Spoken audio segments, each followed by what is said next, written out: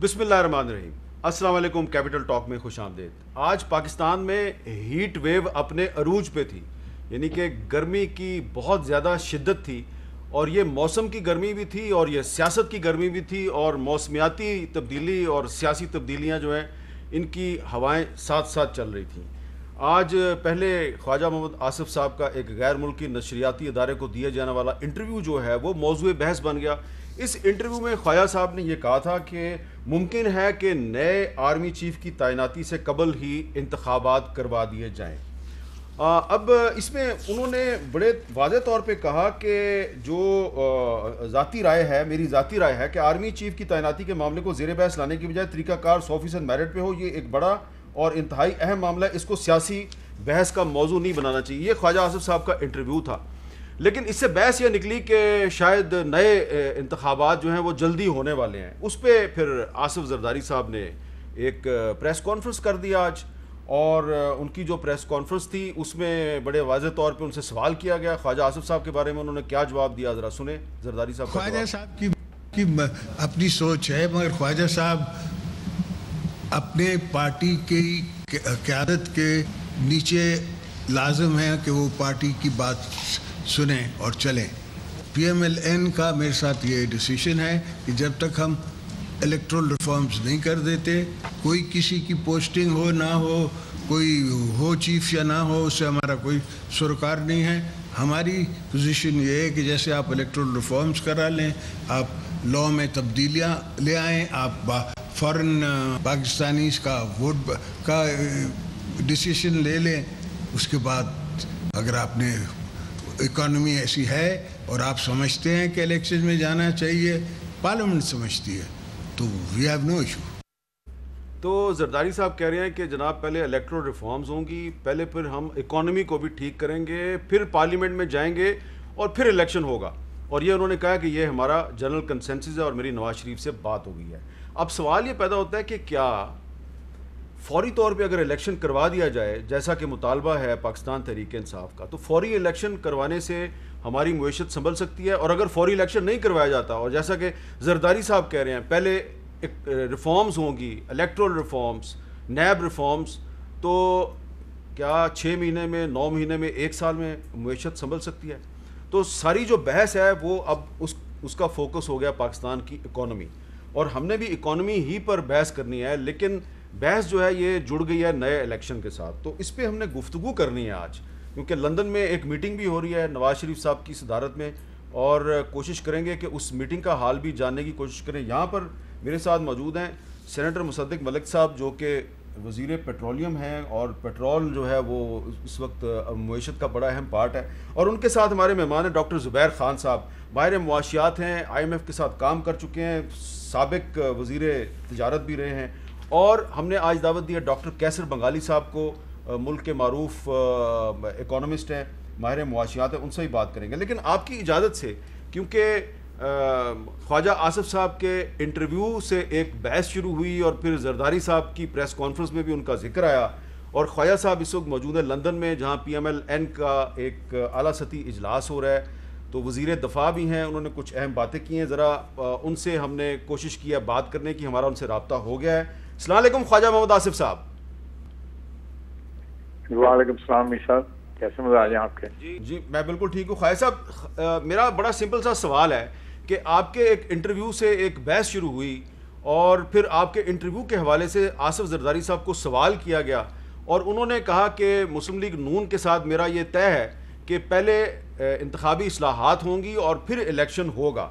अब सवाल मेरा यह है कि क्या आपके मौक़िफ़ में और आसिफ जरदारी साहब के मौक़िफ़ में, मुस्लिम लीग नून के मौक़िफ़ में और पीपल्स पार्टी के मौक़िफ़ में क्या वाकई कोई बहुत बड़ा फ़र्क है?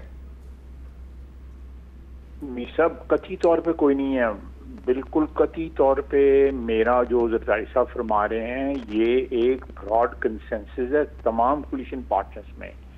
मेरा जो बयान है वो ज़रा थोड़ा सा सियाको सवाक से हटके पढ़ा जा रहा है। हालांकि जो टेक्स्ट BBC वालों ने दिया है उसमें कोई इबहम नहीं है। मुझे से सवाल पूछा गया था मैं आर्मी चीफ की नवंबर में अपॉइंटमेंट के हवाले से, تو میں نے ان کو کہا تھا کہ اس وقت جو بھی حکومت ہوگی وہ اپوائنٹ کرے گی. تو اگر اس وقت حکومت جو ہے ہماری ہوئی ہم اپوائنٹ کر لیں گے, اگر اس وقت تک الیکشن ہو جاتے ہیں تو جو نئی حکومت ہوگی وہ اپوائنٹ کر لے گی. میں اس حوالے سے میں نے الیکشن کا ذکر کیا تھا. یہ بالکل زرداری صاحب نے جو بات کہی ہے یہ بالکل صحیح ہے, یہ کنسنسس ہے تمام کولیشن پارٹنرز میں. اور یہ ایون آپ کو یاد ہوگا کہ 2-3 دفعہ جو ہے پچھلی حکومت میں بھی نیب کے اور الیکشن لاز کے اوپر نیگوشیشنز ہوئی ہیں. یہ انفنشڈ جو ہے ایک نامکمل ایجنڈا ہے جو پورا ہونا ہے.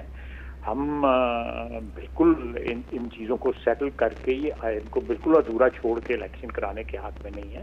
بالکل صحیح کہا زرداری صاحب نے, اور کسی قسم کا کوئی اختلاف نہیں ہے ایشو میں. لیکن جو میرا جو موقف الیکشن پہ سامنے آیا ہے وہ صرف اور صرف آرمی چیف کی اپوائنٹمنٹ کے حوالے سے مجھے سوال پوچھا گیا تھا, اور اس ضمن میں میں نے یہ جواب دیا. بہت بہت شکریہ خواجہ صاحب. میں کوئی لمبی آپ کے ساتھ بحث نہیں کرنا چاہ رہا, آپ کی میٹنگ بھی چل رہی ہے. آپ کی مہربانی کہ آپ نے اس میں سے نکل کے ہمارے ساتھ بات کی, بہت شکریہ. مصدق ملک صاحب, خواجہ صاحب نے تو کافی کلیئر کر دیا ہے, لیکن ابھی ایک کلیئرٹی مجھے اور چاہیے. ابھی تھوڑی دیر پہلے مریم نواز شریف صاحبہ نے سوابی کے علاقے چھوٹا لاہور میں ایک جلسے سے خطاب کیا ہے. وہاں پہ انہوں نے کیا کہا, ذرا سنیں. میں پاکستان مسلم لیگ نون کو کہتی ہوں کہ عمران خان کی بری کارکردگی جو ایک قلم کا ٹیکا ہے وہ اپنے منہ پر لگانے کی ضرورت نہیں ہے. عمران خان کو جانے دو عوام میں, تاکہ عوام اس سے سوال پوچھے کہ ملک کا یہ حال کیوں کیا, ہمارے بچوں کی روٹی کیوں چھینی. مصدق ملک صاحب وہ کہہ رہی ہیں کہ عمران خان کو عوام میں جانے دو, یعنی کہ وہ کہہ رہی ہیں الیکشن کرا دو. خواجہ صاحب کہہ رہے ہیں کہ براڈر کنسنسس ہے کہ پہلے ریفارمز ہوں گی پھر الیکشن ہوگا. یہ کیا کنٹراڈکشن ہے؟ نہیں, کچھ تضاد نہیں ہے. میں اگر آپ خواجہ صاحب سے بات نہیں بھی کرتے تو تقریباً یہی بات کرتا ہے جو خواجہ صاحب نے کی ہے, اور میں نہیں سمجھتا اس میں کچھ تضاد ہے. بات یہ ہے کہ ہم جو وقت ہمیں ملا ہے ہمارا منیمل ایجنڈا ہے, اور ہمارا ایجنڈا یہ ہے کہ ہم ریفارمز کریں جو اسینشل ہیں. ایسی ریفارمز جن کے بغیر ایک فیئر الیکشن نہیں ہو سکتا, اور ایسی ریفارمز جن کے بغیر آنے والے وقت میں کوئی بھی جیتے, اور ہمیں بڑی امید ہے کہ ہم اچھی کارکردگی دکھا کے الیکشن جیت سکتے ہیں اور پھر بہتر کارکردگی دکھا سکتے ہیں. وہ تمام چیزیں جو سیٹل ہونی ہیں ان کو کر دیں. تو ایک ریفارم ہم نے الیکٹورل کرنی ہے, ایک ہم نے اکانومی کو تھوڑا سا سٹیبلائز کرنا ہے, تیسرے جو اہم جزء ہے جس کی وجہ سے کوئی شخص کام کرنے کو تیار نہیں, کسی کاغذ پہ دستخط کرنے کو تیار نہیں, اس کو ٹھیک کرنا ہے. یہ 3 چیزیں جو ہیں یہ جتنی تیزی سے ہم ان کو کر پائیں اتنا ہی اچھا ہے, اور تمام پارٹیز کا کنسنسس یہ ہے کہ اس کے بعد فوری طور پہ الیکشن. آپ کہہ رہے ہیں آصف زرداری صاحب, خواجہ آصف صاحب, مریم نواز شریف صاحبہ سب ایک پیج پہ ہیں؟ جی ایبسلیوٹلی. ڈاکٹر زبیر صاحب, فوری الیکشن اگر ہو جاتا ہے جیسا کہ عمران خان صاحب کی ڈیمانڈ ہے, تو کیا اس سے ہماری جو اکانومی ہے کیا وہ بہتر ہو سکتی ہے؟ حامد, مجھے اس کا جواب دینے دیجئے ایک اور طریقے سے. جی دیکھیے, اس وقت معیشت کی حالت اس وقت کمزور ہے اور کمزور تر ہوتی جا رہی ہے. آپ دیکھ رہے ہیں ڈالر بھی چڑھتا جا رہا ہے, کرنٹ اکاؤنٹ ڈیفیسٹ بھی ہے, ریزروز بھی کم ہو رہی ہے. اب یہ ملک جو ہے تیزی سے دیوالے کی طرف جا رہا ہے. اس کو روکنے کے لیے بہت اہم ہے کہ ہمارا آئی ایم ایف کے ساتھ سمجھوتا ہو جائے. جی, اور آئی ایم ایف کے ساتھ سمجھوتا ہوگا, اس کے بعد سعودی عرب اور چائنا آپ کو قرض دے گا. جی, اگر یہ تینوں جگہوں سے ہمیں قرضے نہ ملے تو ملک کا دیوالا نکل جائے گا. اب آئی ایم ایف کی جو شرائط ہیں اس میں تو بڑے واضح لکھا ہوا ہے کہ آپ نے جناب پیٹرول کی قیمت ایسی بڑھانی ہے, آپ نے بجلی کی قیمت اس طریقے سے بڑھانی ہے, جو سبسڈیز ہیں ان کو ختم کرنا ہے.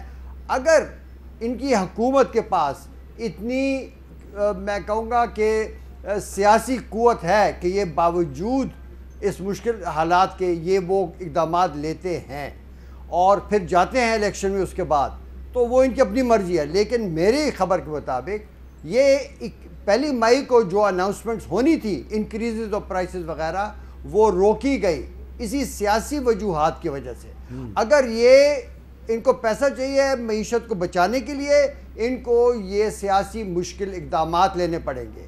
اس لیے ایک بحث بنتی ہے کہ بھئی یہ جو مشکل کام ہے پاکستان کو بچانے کے لیے, یہ ایک انٹرم گورنمنٹ کرے تاکہ اس کا جو بوجھ ہے وہ کوئی سیاسی جماعت نہ اٹھا سکے، چاہے عمران خان ہوتا یا یہ ہیں یا پیپلز پارٹی ہو، کوئی پارٹی بھی اس قسم کے مشکل اقدامات نہیں لے سکتے۔ تو آپ کے خیال میں ایک انٹرم گورنمنٹ آ جائے تو وہ یہ کام کرے، ملک کو تو پہلے بچاؤ، اس کے بعد یہ لوگ آپس میں فیصلہ کریں کہ اور وہ انٹرم گورنمنٹ 3 مہینے کی ہوگی۔ بھائی دیکھیں 3 مہینے کی ہونی چاہیے، ایکسٹرا کانسٹیٹیوشنل کرنے کی کیا ضرورت، لیکن اگر حالات ہوں، میں اس میں دیکھیں بحث میں نہیں پڑتا کہ کانسٹیٹیوشن میں اس کی گنجائش ہے کہ نہیں، لیکن جو اقدامات کرنے کو ہے نا حامد، میں بتا دوں کہ یہ کوئی بھی ان تینوں پارٹی میں سے کوئی نہیں کر سکتا، وہ بڑے مشکل اقدامات ہیں، اس کے لیے ٹائم بھی دیر پا ہوگا، اکانومی کو آپ سٹیبلائز کریں، لیکن this is not an argument for an extended interim government. نہیں، میں کہہ رہا ہوں آپ 3 مہینے میں بھی ان کی ابتدا تو کریں نا۔ اچھا ڈاکٹر کیسر مغالی صاحب، آپ کے پاس آتا ہوں۔ آج تحریک انصاف کے رہنما سابق انفارمیشن منسٹر فواد چودھری صاحب نے ایک سٹیٹمنٹ دیا ہے، اس میں انہوں نے پاکستان کو میں کہنا نہیں چاہ رہا لیکن انہوں نے کہا کہ جی سری لنکا بھی بن سکتا ہے، سنیں وہ کیا کہہ رہے ہیں۔ 20 مئی سے پہلے الیکشنوں کی اعلان نہیں ہوتا، پاکستان میں جو اس وقت سری لنکا کی سچویشن ہے اس سے بھی بدترین صورتحال ہو سکتی ہے۔ جی ڈاکٹر کیسر مغالی صاحب، آپ کا کیا خیال ہے کہ اگر 20 مئی سے پہلے یعنی کہ آج سے 9-10 دن کے بعد نئے الیکشن کا اعلان ہو جائے تو کیا پاکستان کی اکانومی بہتر ہو جائے گی؟ جو ڈاکٹر زبیر صاحب کہہ رہے ہیں کہ سخت اقدامات کرنے کی ضرورت ہے، وہ کوئی سیاسی حکومت نہیں کر سکتی، وہ کوئی نگران حکومت ہی کر سکتی ہے، آپ کا کیا خیال ہے؟ حامد صاحب شکریہ بہت بہت۔ میرا نہیں خیال ہے کہ الیکشن کا اور معیشت کا کوئی تعلق ہے، یہ ویسے ہی دھواں پیدا کیا جا رہا ہے۔ معیشت تو خراب ہو رہی ہے کافی عرصے سے، اور آج جہاں ہم پہنچے ہیں یہ پہلی دفعہ نہیں ہے، یہ ہم قرضہ لے لے کے اس کو ہم ٹالتے رہے ہیں، اب جو ہے وہ قرضے اتنے ہو گئے ہیں کہ یہ ہمارے سر پہ آ گیا ہے۔ جہاں تک الیکشن کی بات ہے، الیکشن میں بہت پیسے خرچ ہوتے ہیں، حکومت کی طرف سے بھی ہوتی ہے، پولیٹیکل پارٹیز کی طرف سے ہوتی ہے، کینڈیڈیٹس کی طرف سے ہوتی ہے، اکانومی میں منی سپلائی میں بہت اضافہ ہوتا ہے، اور ویسے ہی افراط زر کی شرح زیادہ ہے، وہ مزید زیادہ ہو جائے گا۔ جو یہ کہہ رہے ہیں کہ الیکشن سے پہلے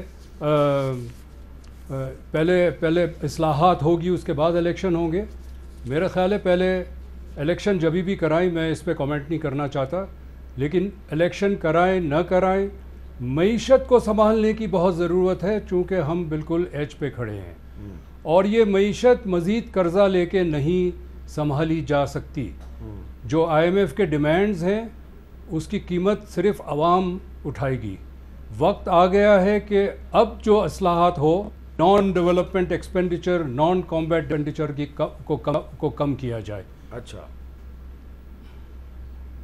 نان ڈیولپمنٹ ایکسپینڈیچر کو کم کیا جائے، یہ آپ نے ایک اہم بات کی ہے۔ اچھا اب یہ بتائیے ڈاکٹر مصدق ملک صاحب کہ جیسا کہ ڈاکٹر زبیر صاحب کہہ رہے تھے کہ آپ نے 1 مئی کو پیٹرول کی قیمت بڑھانی تھی، کچھ اور اقدامات کرنے تھے، آپ نے نہیں کیے، تو آپ پیٹرولیم کے منسٹر ہیں، کیا یہ درست نہیں ہے کہ صرف مئی کے مہینے میں پیٹرول اور ڈیزل کی مد میں حکومت کو 118 ارب روپے کا نقصان ہوا ہے، اور آپ نے قیمت تو بڑھانی ہے؟ اگر قیمت نہیں بڑھائیں گے تو پھر IMF کے ساتھ آپ کے مذاکرات کیسے ہوں گے؟ نہیں، یہ بات بالکل ٹھیک ہے کہ یہ جو پیکج عمران خان صاحب دے کر گئے تھے یہ بڑا ارسپانسبل پیکج تھا۔ انہوں نے کھڑے ہو کے سٹیج پہ اعلان کر دیا، لگ بھگ 750 ارب کا یہ پیکج تھا۔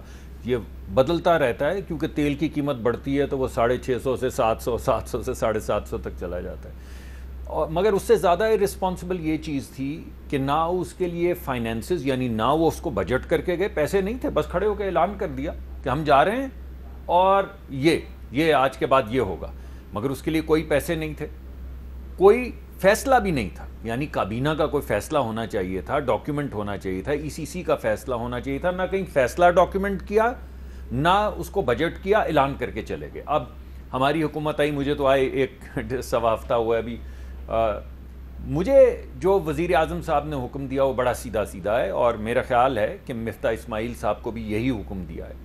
وہ حکم یہ ہے کہ میں قیمت تب تک نہیں بڑھاؤں گا جب تک آپ مجھے یہ نہیں بتائیں گے کہ غریب عوام کو اس بوجھ سے کیسے بچانا ہے۔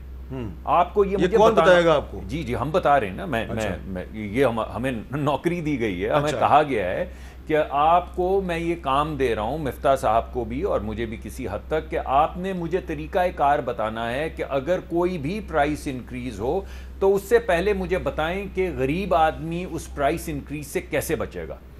میں تفصیلات میں اس وجہ سے نہیں جانا چاہتا کہ وہ جب تک فیصلہ نہیں کریں گے مناسب نہیں ہوگا کہ میں تفصیلات دوں. ہم نے 2-3 آپشنز ان کے سامنے رکھ دیے ہیں اور بڑے کلیئرلی ہم نے ان کو دکھایا ہے کہ وہ لوگ جو متاثر ہوں گے اس پرائس انکریز سے، اگر پرائس انکریز ہوتی ہے، ان کو کیسے بچایا جائے. اور ہم نے یہ بھی ریکمینڈ کیا ہے کہ اس میں بہترین طریقہ جو ہے ہمارے خیال میں وہ کون سا ہوگا. تو اس پر آپ آئی ایم ایف کو کنونس کر لیں گے؟ جی دیکھیے بات یہ ہے، یہ بڑا اہم سوال ہے. اگر تو دونوں طرف آئی ایم ایف بیٹھی ہو پھر تو آپ کنونس نہیں کر سکتے. پھر تو آپ وہی کاغذ لے سکتے ہیں جو وہ دیں گے. ایک طرف سے آئی ایم ایف کاغذ دے، ایک طرف سے آئی ایم ایف کاغذ لے لے، تو وہ جو کاغذ لکھا گیا ہے وہ ملک کا بن جائے گا معاملہ. ہم یہ سمجھتے ہیں کہ، اور ابھی تک جو ہماری گفتگو ہوئی ہے ان کے ساتھ، اس کے اندر کوئی ایسی بات نظر نہیں آئی کہ وہ ہمیں کوئی ڈکٹیٹ کر رہے ہیں.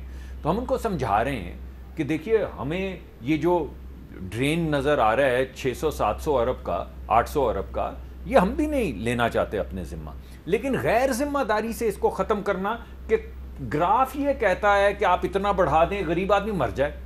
ہمیں کیا لینا ہے غریب آدمی سے؟ ہم آپ کو پیسے دے رہے ہیں، ہم آپ کو کہہ رہے ہیں اس کی قیمت بڑھا دیں، غریب آدمی مرتا ہے تو مر رہے. ہر ملک کا آپ غریب آدمی کو میسج دے رہے ہیں کہ غریب آدمی کو ہمیں حکم دیا گیا ہے کہ آپ بتائیں کہ آپ غریب آدمی کو کیسے بچائیں گے. اگر آپ یہ نہیں بتائیں گے تو ہم یہ قیمت نہیں بڑھائیں گے. اس وجہ سے میں ساتھ کے ساتھ آپ کو یہ بتا رہا ہوں کہ غریب آدمی کو بچانے کا پروگرام مرتب کر دیا گیا ہے. اس کی فائنل ڈیٹیلز جو ہیں اس کی نوک پلک دور کی جا رہی ہے، اور جب کوئی بھی فیصلہ کیا جائے گا اس سے پہلے غریب آدمی کو بچانے کا مقدمہ آپ کے سامنے بھی لائیں گے، غریب آدمی کے سامنے بھی لائیں گے. آپ اس میں سوالات پوچھیں گے. خان صاحب بھی ہم سے سوالات فی الحال تو پوچھیں میں گے. ڈاکٹر زبیر صاحب سے سوال پوچھوں گا کہ ڈاکٹر صاحب یہ جو مصدق ملک صاحب جو پیٹرولیم کی منسٹری کے انچارج ہیں، یہ جو کہہ رہے ہیں کہ ہم آئی ایم ایف کو کنونس کریں گے اور ہم غریب آدمی پہ بوجھ نہیں ڈالیں گے، کیا یہ کنونس کر سکیں گے کیونکہ آپ آئی ایم ایف میں رہے ہیں؟ جی دیکھیں، آئی ایم ایف جو ہے نا، ان کو جو سب سے بڑی چیز کے اوپر فکر ہوتی ہے وہ ہوتی ہے خسارہ. خسارے کا مطلب یہ ہے کہ ایک ملک اپنے اخراجات کر رہا ہے اپنی آمدن سے زیادہ، اس کی وجہ سے 2 کام ہوتے ہیں. ایک مہنگائی بڑھتی ہے، اس کا مکمل بوجھ جو ہے وہ غریبوں پر ہوتا ہے. دوسرا یہ ہوتا ہے کہ وہ بین الاقوامی جو آپ کی جو کرنٹ اکاؤنٹ ڈیفیسٹ جسے کہتے ہیں وہ بڑھتا ہے، اور اس کی وجہ سے ڈالر کی قیمت بڑھتی ہے اور آپ کے جو ڈالر کے ذخائر ہیں وہ ختم ہوتے ہیں. تو آپ نے ڈیفیسٹ کو کم کرنا ہے. اب غریبوں کا ہی سوچ کر شاید پچھلی حکومت نے جو پیٹرول کی قیمتیں نہ بڑھانے کی فیصلہ کیا تھا وہ اس لیے کیا تھا. اور ابھی ایک اور چیز بھی یاد رکھیے کہ بین الاقوامی جو تیل کی قیمت ہے اس کے اور بھی بڑھنے کے امکانات ہیں جب تک جنگ جاری رہے گی یورپ کے اندر. تو ایسے حالات میں پاکستان نے یہ فیصلہ کرنا ہے کہ یہ جو بوجھ ہے یہ کون اٹھائے گا. اب اس کا ایک طریقہ یہ ہے کہ تمام حکومتی جو اخراجات ہیں ڈیولپمنٹ کے علاوہ اس کے 15% اس میں کمی آپ کریں. دیکھیں جو ہمارے جو طبقہ ہے، جیسا کہ ڈاکٹر کیسر بنگالی صاحب بھی کہہ رہے ہیں، دیکھیں یہ تو ہمارے پرانی ایک ڈیمانڈ ہے کہ جو ایکسپینڈیچر ہے، ابھی آپ کو پتہ ہے کہ حکومتوں، یہ 5 حکومتیں جو ہیں 4 صوبائی، اور ان کی حکومتوں کے جو مجموعی ایکسپینڈیچر ہیں وہ جی ڈی پی کے 23% ہے.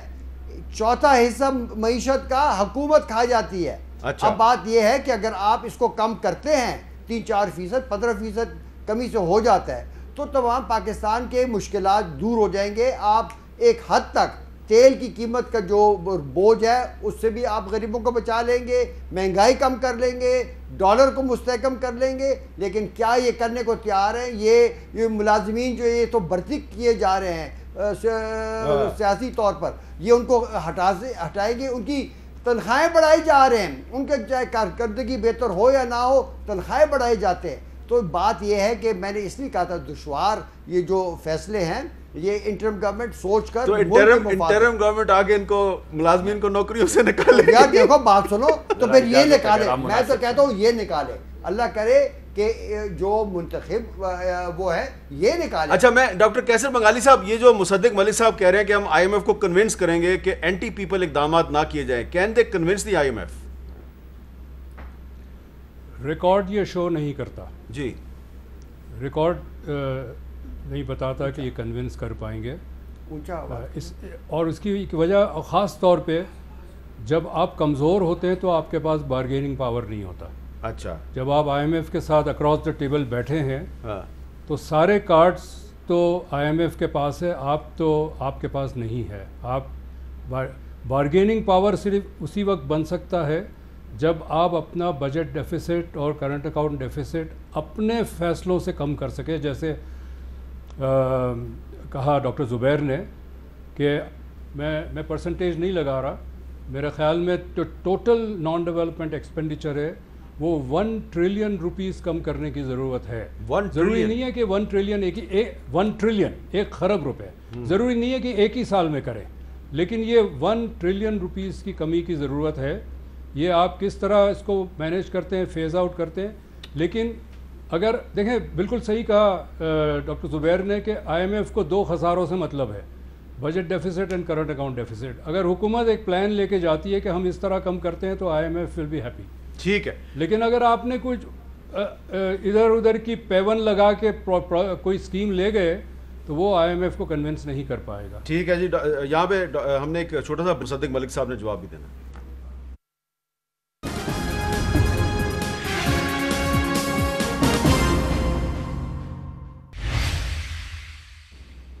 कैपिटल टॉक में दोबारा खुशामदीद। ब्रेक के दौरान मुसद्दिक मलिक साहब ने एक मुझे बहुत मुश्किल सवाल पूछा है, मैं फंस गया उसमें, उसकी डिटेल में नहीं जाते, उस पर फिर किसी दिन प्रोग्राम करेंगे और उसमें मुसद्दिक मलिक साहब सवाल करेंगे और मैं जवाब दूंगा। लेकिन इस वक्त मैंने इनसे ये पूछना है कि आप बिल्कुल हमें बताएं कि आपने क्या वो एक फार्मूला तैयार किया जिसके ज़रिए आप IMF को कन्विंस करेंगे कि पाकिस्तानी अवाम पर बोझ ना डाला जाए। लेकिन पहले मैं आपको ये बताना चाहता हूँ कि वज़ीर-ए-आज़म साहब ने ऐलान किया था कि बस कुछ दिनों में 2-3 दिन में आटे की कीमत कम हो जाएगी और बाकी चीज़ें भी सस्ती हो जाएंगी और यूटिलिटी स्टोर्स पे चीज़ें सस्ती मिला करेंगी। तो यूटिलिटी स्टोर्स पे आज हमारी कॉरेस्पॉन्डेंट राशिदा शुएब गई, उन्होंने वहाँ पे क्या देखा, 1 मिनट की रिपोर्ट है, देख लीजिए। हुकूमत ने रमज़ानुल मुबारक के दौरान यूटिलिटी स्टोर्स पर जिन 19 आइटम्स की कीमतों में सब्सिडी दी थी, इनमें से 14 अशिया खुर्दोनोश पुरानी कीमतों पर बहाल कर दी, जिससे महंगाई में यकदम इजाफा हुआ। दाल, माश और मूंग में 10 रुपए इजाफा, बेसन, कुकिंग ऑयल और दूध की कीमतों में 20 रुपए फ़ी किलो, चाय की पत्ती पर 12 रुपए और मशरूबात की फ़ी बोतल 51 रुपए महंगी हो गई। जबकि सस्ता किया गया आटा और घी अक्सर स्टोर्स में दस्तयाब ही नहीं। 260 वाला घी जो है ना वो हमें नहीं मिल रहा। हम जब भी यूटिलिटी स्टोर आए हैं तो हमें घी चीनी कुछ भी नहीं मिला है। महंगाई ने हमारा लक तोड़ दिया। आटा भी महंगा है, चीनी थोड़ी सस्ती है, घी भी महंगा है, मुर्गी महंगी हो गई है, गोश्त महंगा हो गया। महंगाई बल्कि ऊपर ही जा रही है, कम होने की बजाय चीनी का रेट जैसे और बढ़ गया। दूसरी जानिब मार्केट में चीनी 90 रुपए किलो और 15 रुपए किलो आटे का बैग महंगा होकर 1110 रुपए तक जा पहुंचा है। शहरी कहते हैं कि महंगाई मुकाओ मार्च का नारा लेकर आने वाली हुकूमत इन्हें महंगाई के तूफान से निजात दिलाए। कैमरामैन अब्दुल सलाम सोमरो के साथ राशिदा शुएब, कैपिटल टॉक, इस्लामाबाद।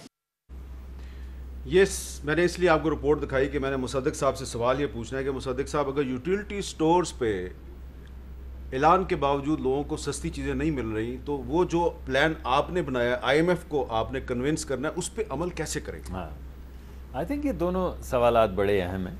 अगर आप इजाज़त दें तो मैं एक एक करके इसका जवाब दे दूँ।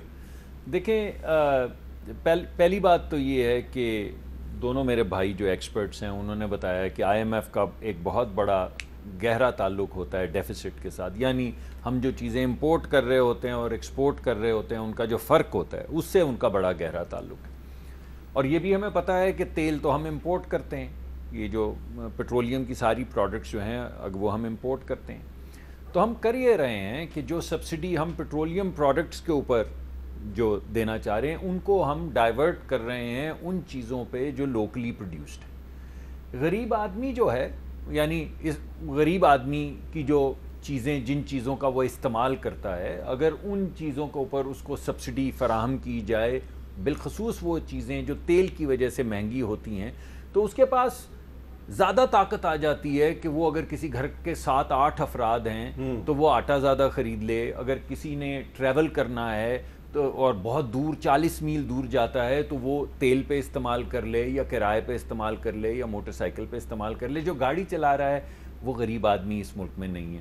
موٹر سائیکل والا بھی, حقیقت یہ ہے, ایمانداری کی بات ہے کہ اب اس ملک کے اندر غربت اتنی زیادہ بڑھ گئی کہ وہ بھی غریب بہت زیادہ نہیں, جن لوگوں کو ہمیں بہت زیادہ سپورٹ کی ضرورت ہے. تو پہلا نقطہ جو میں آپ کے سامنے رکھ رہا ہوں وہ یہ ہے کہ ہماری کوشش یہ ہے کہ ہم اس سبسڈی کو ڈائیورٹ کریں ان چیزوں سے جو امپورٹڈ ہیں, مثلاً تیل, اور ان چیزوں کی طرف لے کر جائیں جو غریب استعمال کرتا ہے اور ہمارے ملک میں پروڈیوس ہوتی ہیں. اس کے لیے آپشنز ہیں جو آپ اگلے ہفتے میں آپ کو پورا پروگرام بتا دیں. ٹھیک ہے.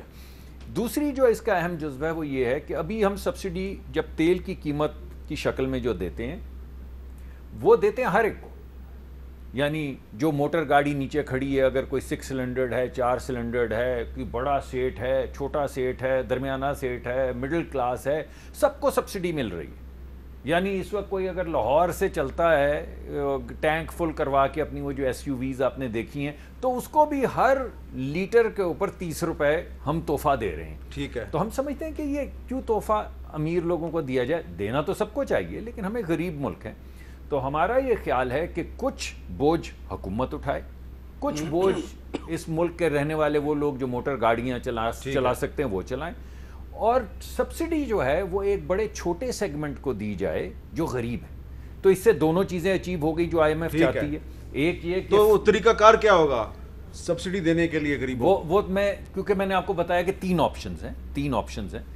وہ وزیر اعظم ان کے خد و خال فائنلائز ہو چکے ہیں. وزیر اعظم صاحب اگلے ہفتے بتائیں گے, اگلے ہفتے انشاءاللہ پوری تفصیل کے ساتھ. پاسبل ہے جو یہ کہہ رہے ہیں؟ نہیں ہو سکتا جناب. دیکھیے میں بتاؤں آپ کو, اقتصادی پالیسی جو ہے نا وہ اس طرح نہیں بنتی کہ میں نے اس چیز کو سستا کرنا ہے, اس کو مہنگا کرنا ہے. یہ اقتصادی پالیسی بنتی ہے میکرو اکنامک لیول کے اوپر.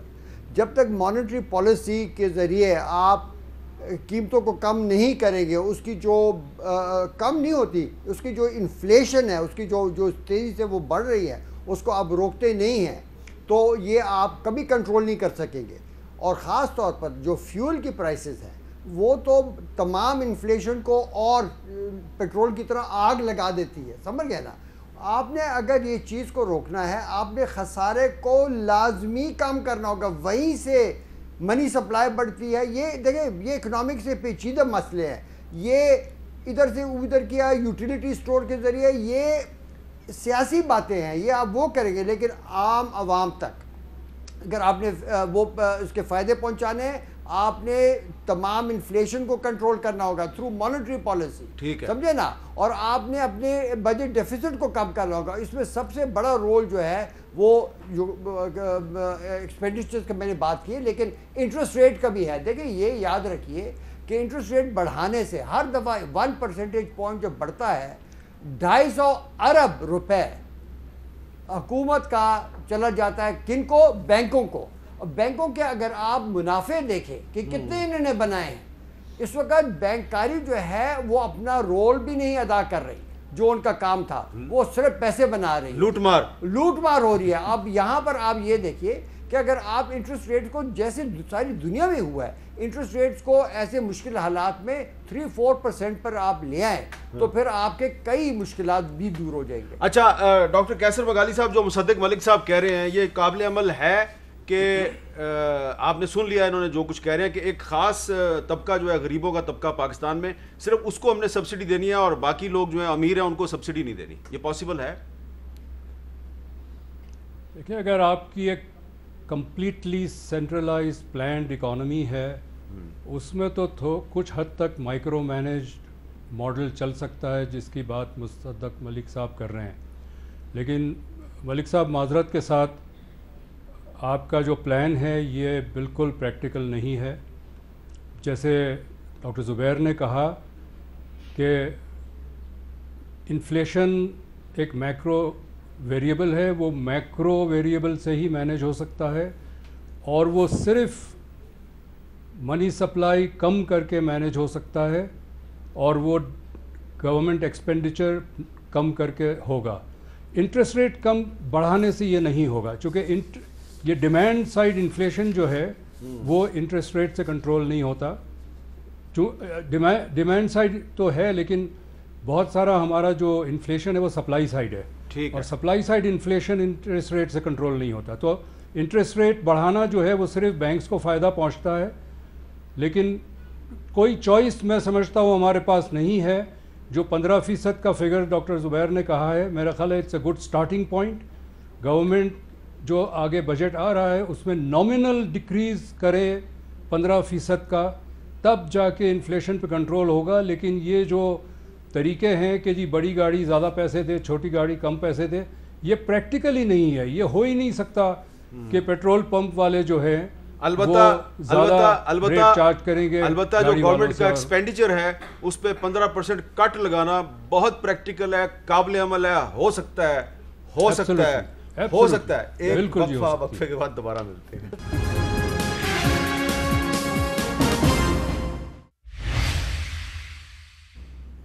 کیپٹل ٹاک میں خوش آمدید. اچھا ڈاکٹر زبیر صاحب, میرے پاس اب ٹائم کم ہے, لیکن آپ نے اور ڈاکٹر کیسر بنگالی صاحب دونوں نے کہہ دیا کہ ان کا پلان قابل عمل نہیں ہے, یہ آئی ایم ایف کو کنونس نہیں کر سکتے. آپ قبل از وقت ڈسکریج تو نہیں کر رہے ان کو؟ نہیں, میں نہیں کرنا چاہتا. میں کہتا ہوں اللہ کرے کامیاب ہوں. دیکھیں بات یہاں پر پاکستان کی ہو رہی ہے, یہاں پر سیاست کی بات نہیں ہو رہی. ہم نے تو تنقید پچھلی حکومت میں بھی کافی کی تاکہ وہ سیدھے راستے پر آ جائے. اب میں یہ کہہ رہا ہوں کہ اگر انہیں محنت کرنی ہے تو جو اصلی جو کہتے ہیں tools of doing business running the government وہ استعمال کریں. صحیح ایڈوائس لیں لوگوں سے. ان کے پاس بہت بڑی ایڈوائزری کمیٹی ہے. 100 لوگ ہیں, کتنے لوگ ہیں اس کے اندر؟ ہاں تو وہ اکنامک ایڈوائزری کونسل, ہاں دیکھیں اتنی بڑی منشا صاحب ہیں, منشا صاحب بھی ہیں, وہ you know lot of people آتے ہیں, لیکن ان کو بات کرنے کا موقع دے. اگر 100 لوگ آ رہے ہیں وہاں پر, آپ کے خیال میں منشا صاحب اس رائے سے اتفاق کریں گے کہ گورنمنٹ کو اپنا ایکسپینڈیچر کم کرنا چاہیے؟ اب مجھے پتہ نہیں, میں اس سے بات چیت نہیں ہوئی تو آئی ڈونٹ نو. وہ تو کیسر بنگالی صاحب, اب آپ سے بھی میرا یہی سوال ہے, میرے پاس ٹائم بھی کم ہے, کہ اور کیا کیا ڈراسٹک سٹیپس یہ لے سکتے ہیں کہ الیکشن ہونا ہے نہیں ہونا آپ نے کہا وہ میٹر نہیں کرتا, یہ اکانومی کو کیسے ٹھیک کر سکتے ہیں؟ ایک تو آپ نے کہا کہ 15% اپنا ایکسپینڈیچر کم کریں, اور کیا کرنا چاہیے ان کو؟ دیکھیں اس وقت ہم صرف بات انفلیشن کی کر رہے ہیں, اور انفلیشن کم کرنے کے لیے گورنمنٹ کا ایگریگیٹ ایکسپینڈیچر کم ہونا ضروری ہے. باقی کسی طریقے سے غریبوں کو آپ نہیں سہارا دے سکتے. دوسرا جو ایشو ہے وہ ڈالر کا ہے. روپی ڈی ویلیو ہوتا چلا جا رہا ہے, 190 پہ پہنچ گیا ہے. اس کو کنٹرول کرنے کے لیے امپورٹ کربس کرنے پڑیں گے, اور ہمیں کچھ پلان ایسا بن سکتا ہے. وقت کم ہے, میں تفصیل میں نہیں جاتا, لیکن 5% ریڈکشن ان امپورٹس کرنے کی ضرورت ہے. ٹھیک ہے. اور جو ایریاز ہے جہاں ٹارگٹ کرنا ہے وہ ہے fuel for power generation and luxury item. ٹھیک ہے. اگلے ہفتے جب یہ پلان دے دیں گے نا, کر سکتے ہیں. اگلے ہفتے جب یہ پلان دے دیں گے تو میں پھر آپ دونوں کو دوبارہ ان کے ساتھ بٹھاؤں گا. اب آپ بتائیے جی, انہوں نے اچھی آپ کو تجاویز بھی دی ہیں, تو ابھی تک آپ کو یقین ہے کہ جو پلان آپ اگلے ہفتے دیں گے وہ امپلیمنٹ ہو جائے گا؟